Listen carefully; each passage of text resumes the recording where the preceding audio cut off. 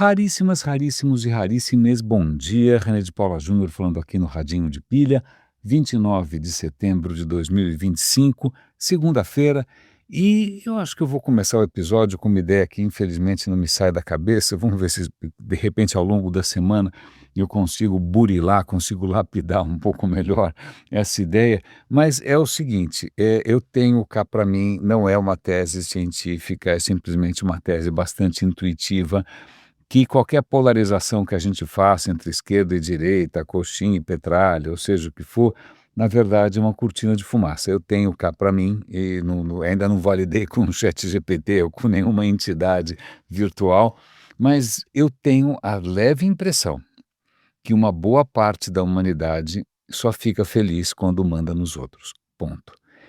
Eu estou lembrando aqui de alguns episódios, sei lá, quando eu comecei a trabalhar com a web, puxa, que bacana, só tinha gente legal, todo mundo era bem intencionado, até que em algum momento você vê, ou você ouve ali, né, ou você vê a poeirinha no horizonte, está chegando o pessoal ali das calculadoras, do Excel, pronto, aí acaba a alegria, chega o pessoal da Faria Lima, chega o pessoal do Porsche, né, e acabou a festa e começam a, infelizmente, pautar, né, todo o trabalho por outros valores um pouco diferentes.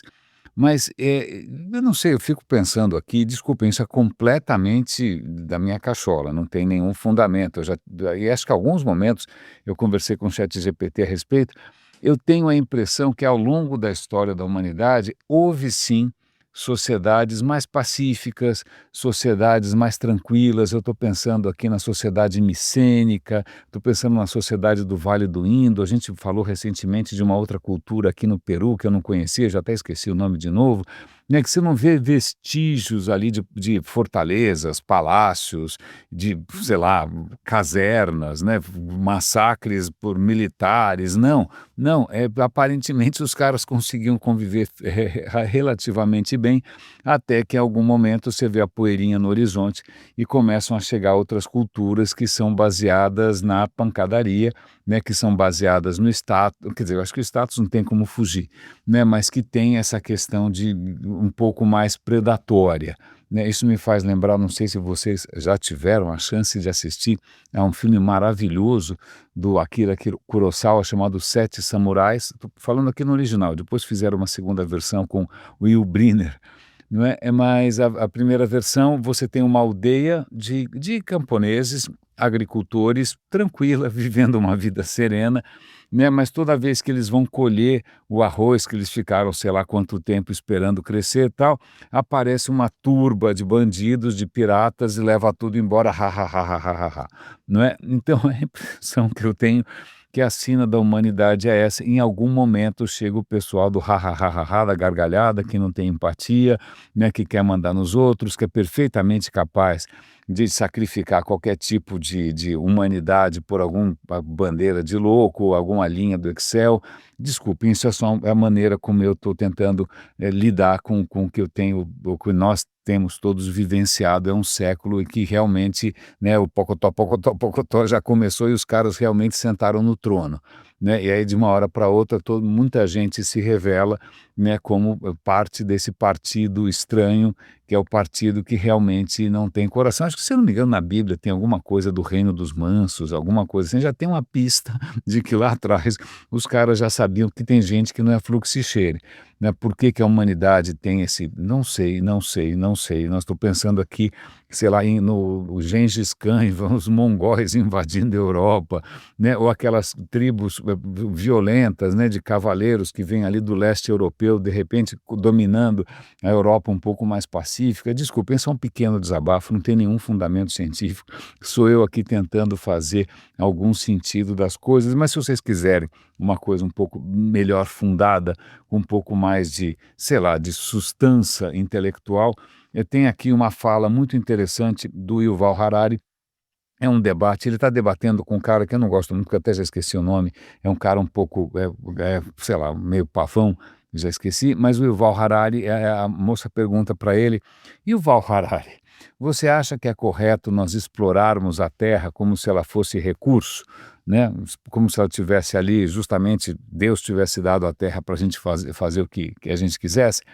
E aí ele, na verdade, ele levanta um pouco o nível, ele sobe um degrau, né, fala: "Olha, eu vou generalizar um pouco mais até para concatenar com aquilo que a gente estava falando numa outra questão", que eu não sei qual é, mas ele fala o seguinte, em algum momento, alguém vai vir com algum tipo de ideia ou de bandeira e vai querer levar às últimas consequências. Que bandeira é essa? Que princípio é esse? Tanto faz. Pode ser o amor. Que tal o amor universal? Né? Em nome da bandeira do amor cristão, a gente fez as cruzadas, a gente fez a Inquisição, apoiamos ditaduras sanguinárias na Espanha e também na América Latina, né, em nome do amor cristão, né, ou pode ser em nome, fala de alguma outra coisa, em nome da pureza étnica. Pronto, aí você tem campos de concentração e você tem o Shoah, né, em nome da, inventa alguma coisa qualquer. Em nome da segurança, em nome de. Você pega algum princípio, ou em nome do lucro, em nome da eficiência, né, e isso acaba, nas últimas consequências, levando a milhões de mortes. Ponto. É isso. Toda vez que a gente leva um princípio, né, essa maldição dos princípios, quando você age por princípios, que em princípio são, opa, desculpa, que são sagrados, é nisso que termina. Termina em chacina, termina em extermínio, termina em muita dor. E o Yuval Harari faz uma colocação que é interessante. Vocês já devem ter visto em algum momento, ainda mais nessa época de inteligência artificial, será que a inteligência artificial ela é moral, não é moral, é amoral, sei lá. Todo mundo cita aquele exercício intelectual, aquele dilema, né, que os filósofos criaram, que é o dilema do bonde. Né? Você está num bonde, o bonde está desgovernado, ele perdeu os freios, né? E aí o que acontece? Você chegou numa bifurcação, você não vai, e você olha para um lado, tem, sei lá, uma velhinha atravessando, do lado direito tem 3 influencers, o que que você faz? Né? Você não vai frear, você vai ter que escolher, ou você mata a velhinha ou você mata os influencers. Eu sou suspeito nessa questão, eu não vou me pronunciar, mas o que o Yuval Harari fala é que esse exercício ele não representa absolutamente nada, porque isso nunca acontece uma situação tão binária. Sempre existem outras alternativas, né? E esse tipo de escolha do bonde, aí o dilema do bonde, é justamente uma armadilha que assim, olha, ou você vota no Bolsonaro ou o país vai cair nas garras do comunismo internacional, né? Ou você vota no Lula ou então o país vai virar uma ditadura militar. Ou você faz tal coisa ou então o mundo vai acabar. Ou você vai explorar petróleo na Amazônia ou então o país vai perder Calma, dá um passo para trás. Respira. Existem outras opções. Quando alguém te coloca contra a parede, é porque está tentando justamente forçar você a alguma decisão que não vai terminar bem para ninguém, né. Eu achei essas colocações do Harari de uma profunda sabedoria, né, é uma profunda, aliás, uma compreensão da história de um ponto de vista muito curioso, que é a história não tem leis, não tem necessariamente regras fundamentais, uma mecânica da luta de classes, da opressão. Não, não é bem assim, as coisas são muito complexas, são muito contingentes. Mas, de qualquer maneira, essas armadilhas estão sempre por aí, né, as armadilhas de você pegar um princípio e levar até as últimas consequências. Pode ser a eficiência da sua startup, pode ser a satisfação dos investidores, pode ser aumentar as métricas do SEO, né? E aí, nessa hora que você tem alguma bandeira sagrada, vale tudo. Vale tudo, isso nunca termina bem, sobretudo, voltando, né, para o tema da ecologia ou do uso mais sustentável do planeta. Né? A hora que a moça fez essa pergunta, devemos explorar a Terra como se fosse um recurso infinito? Ele fala, calma, essa não é uma escolha binária, não é explorar ou não explorar. De repente, pode haver alguma maneira sustentável, pode haver alguma maneira em que a Terra consiga se recuperar. Eu achei essa história, essa colocação dele, eu estava precisando ouvir alguma coisa ponderada desse jeito. Eu confesso que os últimos tempos não têm sido exatamente fáceis. E acho que uma outra coisa que ele coloca, que acho que até pode ser um gancho com algumas coisas que a gente vai ver, é que, quando a gente fala da natureza, a gente tem que reconhecer que a natureza é muito mais complexa do que a gente entende. Nosso entendimento é tacanho, né, não só porque, sei lá, a ciência demorou muito para evoluir, né, ou se a gente estava preso a algumas paradigmas completamente esquisitos, religiosos inclusive, mas porque a gente tem os sentidos limitados, a gente precisa realmente só com o tempo que você vai entendendo toda a rede de implicações, né. Às vezes você faz uma intervenção aqui, eu vou dar um exemplo, né, vamos pensar na Índia, quando eu penso na Índia, eu penso no rio Ganges e penso naque milhões e milhões de pessoas para quem aquele rio é sagrado. Eu não sabia, mas 650 milhões de pessoas dependem do Ganges, porque ele passa, dali numa região super populosa. Na verdade, a região ficou populosa porque tinha um rio, claro, não é, mas um monte de gente depende para agricultura, para navegação, e tal. O Ganges está secando. Ponto. Porque os deuses do Olimpo, sei lá da onde, da Índia, não é Olimpo, é alguma outra coisa, né, os caras estão realmente tirando o pé, estão contrariados? Não, simplesmente porque a gente ignorou todas essas redes de implicações e dependências, fez represa onde não devia, drenou onde não devia, dragou onde não devia, despejou poluente onde não devia. Em suma, né, por uma série é uma morte por 1000 facadas. É uma morte por 1000 facadas e quem deu as facadas fomos nós, não é. Então o que acontece é que um rio que é literalmente vital, tanto do ponto de vista econômico, tanto do ponto de vista de vida, quanto do ponto de vista simbólico, o Ganges está secando. Então, voltando aqui para o Yuval Harari, o que ele coloca é que nós não temos ideia do que a gente está fazendo, o que me lembra também alguma coisa da Bíblia, que é perdoai o Senhor porque eles não sabem o que fazem. Não perdoa nada, não tem que perdoar porra nenhuma.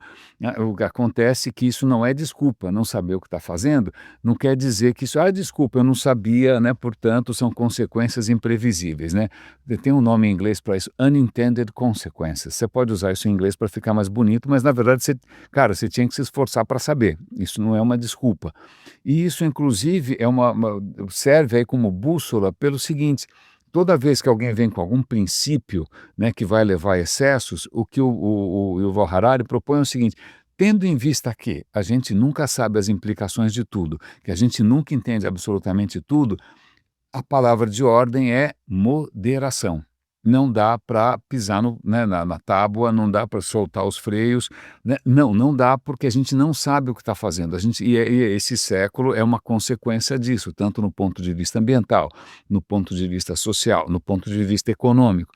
Estão acontecendo coisas completamente descabidas que estão me deixando pelo menos de cabelo em pé o tempo inteiro, não é, e simplesmente porque a gente em algum momento também a gente achou que em nome, seja do que for, em nome das liberdades, em nome do cristianismo, em nome da justiça social, seja lá o que for, a gente simplesmente radicalizou, né, a gente soltou os freios, aí sim que a gente virou aquele bonde do exercício, de pensamento lá. Tem um outro tema aqui, agora mudando um pouco tentando mudar um pouco de tom, o o título é A Origem do Efeito Avestruz, né, pesquisadores tentam detectar qual é o momento em que a gente começa a evitar informação, mesmo quando ela pode ser útil. Ok, já estou pensando em várias pessoas, não, mas eu acho que o problema é maior.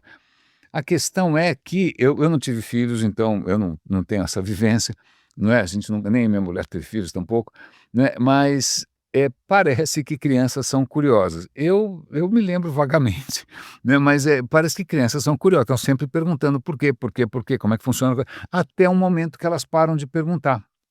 Param de perguntar e a hora que você vai apresentar uma nova informação, elas podem rejeitar, elas podem enfiar a cabeça na terra como um avestruz da piada ou da lenda, né, já com completa fantasia, né, o avestruz quando ele está ameaçado ele enfia a cabeça no buraco que não é nada disso que acontece, mas tudo bem, é uma boa imagem, não é. Mas de qualquer maneira, por que que, a partir de um certo ponto, crianças começam a enfiar a cabeça na areia? Por que que elas começam a "espera um instante só, eu não quero saber disso", "Não, mas vai ser bom para você", "Não, não, não, não quero saber", e enfia a cabeça no buraco e continua assim o resto da vida.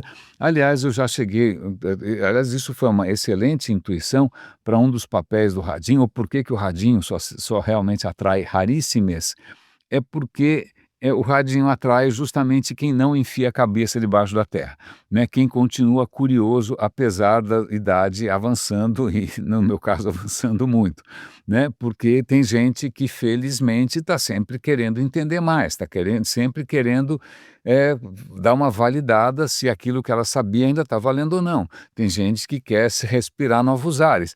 E isso é absolutamente minoritário e é por isso que o radinho nunca vai passar de 760 seguidores no SoundCloud, né, o números pífios no Spotify, porque a partir de uma certa idade a gente enfia a cabeça na areia e não quer mais saber de nada. E aí tem algumas teses aqui, né, estão tentando entender. Isso aparentemente, a partir dos 7 anos de idade, começa a já ser visível no comportamento de crianças. Crianças de entre 5 e 6 anos são super curiosas. Passou disso, acabou, é cabeça na areia. Certo? Certo. Quais são as teses? Ah, pode ser para evitar uma emoção negativa, sei lá, ansiedade, desapontamento. Pode ser para evitar alguma informação que pode questionar a sua própria competência, ou se você merece ser amado ou não, né? Que é uma coisa muito importante para os humanos. Terceiro lugar, plim plim, é chegado aquele momento do radinho em que eu faço uma pequena edição para poupar vocês de uma limpada vigorosa, né, de garganta. Então vamos continuar aqui, que mais que continua aqui? Terceiro lugar, para evitar coisas que desafiam as nossas crenças. Quarto lugar, para proteger as nossas preferências. Ou então, para agir no nosso próprio autointeresse. A gente prefere não saber porque a gente quer ser egoísta e não quer saber se realmente isso está danificando, sei lá, prejudicando outras pessoas ou não.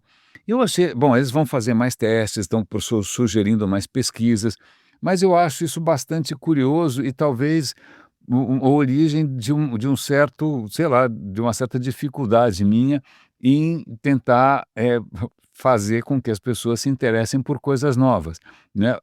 É isso, então, por alguma razão bastante concreta, bastante palpável, talvez até faça sentido do ponto de vista evolutivo, a curiosidade desaparece, porque você começa a proteger as bobagens que você já acreditou, né. A hora que você tem uma coleção assim, já respeitável de bobagens que você acredita, né, então você vai preservar isso de qualquer tipo de ataque externo. É muito curioso isso, então vale a pena. Pelo menos agora a gente entende um pouco mais para que serve o radinho, né. Eu poderia pensar que o radinho teria uma missão civilizatória, o radinho é uma vacina contra a barbárie. Não, acho que não é nada disso, na verdade é simplesmente aqui uma coisa feita por alguém que é curioso, na esperança de que haja gente curiosa por aí, e eu sei que são poucos, e não tenho o que fazer, não é um bom modelo de negócio. O que mais que eu tenho para comentar com vocês aqui? Acho que só para, eu já falei aqui da Índia, já falei aqui do Yuval Harari, mas tem uma história que me fascinou aqui, já que a gente está falando de natureza e o quanto a gente não sabe nada. Aranhas voam. Não todas, mas algumas voam, né. Isso parece um pesadelo, mas eu acho gracioso a história. São umas aranhas bem pequenininhas que são capazes de voar por quilômetros. Era só o que faltava, a aranha voando. Não, ela não tem asa. O mecanismo é muito mais interessante. Eu vou dar o link para um vídeo aqui no YouTube muito bonitinho, né.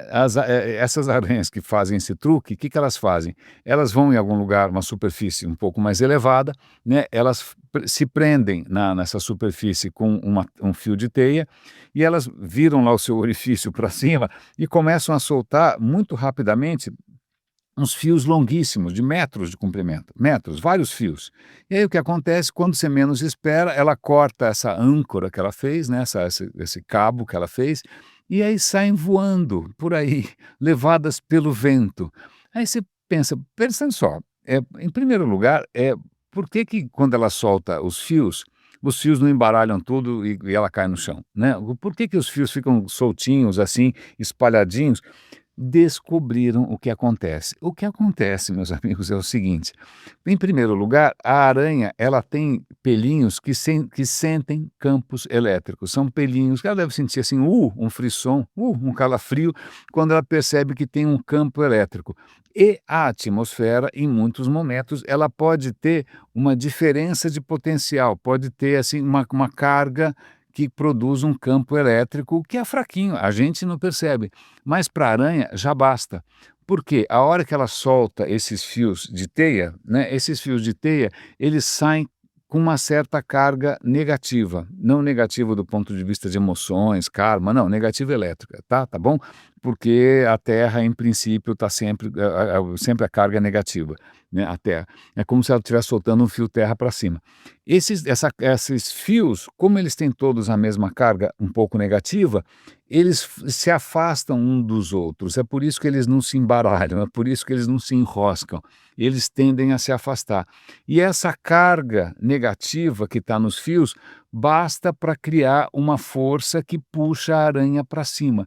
Então ela flutua não por causa do vento. Não tem plumas, não tem asa, não tem paraquedas, não tem nada. É um fenômeno eletrostático. É um fenômeno eletrostático que ela aprendeu, né, com seus sentidos de aranha, né, que nem o Peter Parker, né, ela aprendeu a detectar o momento certo em que ela pode estender as suas teias, elas não vão se embaralhar, né, e se tiver uma brisa, né, como essas teias estão ali levantando a aranha no céu, a aranha sai voando por aí e pode pousar a quilômetros de distância. Eu tenho um especial apreço por aranhas, eu acho aranhas muito bonitinhas, que de vez em quando aparece aqui em casa aquelas aranhas saltadeiras, elas dão pulinhos, né, eu acho absolutamente sensacional. Pena que elas são tão pequenininhas, não dá para ver direito, mas eu adoro, mas eu gostei dessa história, eu acho que é uma boa maneira para a gente reconhecer o quanto a gente ainda não sabe nada sobre a natureza que nos cerca. E eu acho que para encerrar, eu vou contar para vocês uma historinha que apareceu para mim num canal. Eu só sigo um ou 2 canais no Instagram. Um é uma professora de italiano, a Paula, e excelente, e outra é um chargista, um cartunista italiano, engraçadíssimo. Ele faz umas piadinhas super infames, humor italiano, às vezes um pouco estranho, mas é divertidíssimo, é bom para aprender também, né. São as 2 únicas coisas que eu sigo minha mulher também, são 3 coisas que eu sigo, né. Então, uma dessas é uma Peratuns, eu vou dar o link para vocês, é uma graça. E dessa vez, ao invés de ter uma piadinha com adultério, se amantes escondidos no armário, né, que é um tema bastante recorrente, dessa vez é um vovô. O vovô chega para o netinho e fala: "Olha, tá vendo esse relógio aqui? Eu ganhei do meu avô e eu quero dar para você. Só que antes de eu te dar, eu queria que você fizesse uma coisa. Eu queria que você fosse na casa de penhor, no prego, né, na casa de penhor, e avaliasse esse relógio". Aí o netinho vai lá, aí ele volta e diz: "Olha, na casa de penhor eles ofereceram, sei lá, R$ 500, porque é um relógio fora de linha, é um relógio ultrapassado, é um relógio muito antigo, não está mais na moda, tal". "Tá bom, muito obrigado, agora eu quero que você faça mais um favor. Eu quero que você pegue esse mesmo relógio e leve até um banco para avaliar, tá bom?". Aí o menino vai até o banco, volta e fala: "Olha, vovô, más notícias, pior ainda, o banco ofereceu R$ 300, porque esse relógio tem marcas de uso, ele já não está num estado tão perfeito assim". Aí eu vou falar: "Não, perfeito, zero problema, não fique triste. Última tarefa, por favor, leve até um museu", né. Ok, aí o moleque leva até o museu, volta e fala, volta excitadíssimo, em êxtase: "Vovô, vovô, vovô, o museu quer pagar US$ 100.000, 100.000 qualquer coisa, 100.000 dinheiros por esse relógio, porque esse é um relógio raríssimo, é uma peça de coleção, é uma coisa valiosíssima". Ó, que beleza. Aí ele falou: "Legal, mas o mais importante aqui é o seguinte, tem uma lição aqui. Se você não é valorizado da maneira que você gostaria, muito provavelmente você está no lugar errado, né. Então você tem que buscar algum lugar onde realmente reconheçam o seu valor. A pior coisa que pode acontecer é você passar a vida num lugar que não reconhece o valor que você tem". Então essa fica aqui, não era para ser uma piadinha meio motivacional, essa fica aqui a minha dica, né, a gente, acho que devagarinho com a idade, a gente percebe que em alguns lugares a gente floresce, em alguns lugares a gente murcha, né, então vamos pensar todos aqui como jardineiros, né, e procurar aqui o seu lugar ao sol, onde finalmente você possa desabrochar, florescer e ter uma vida mais fecunda. Tá vendo? O radinho tem um lance aqui de autoajuda. Raríssimos, raríssimas e raríssimes, cuidem-se, por favor, um grande abraço e até amanhã.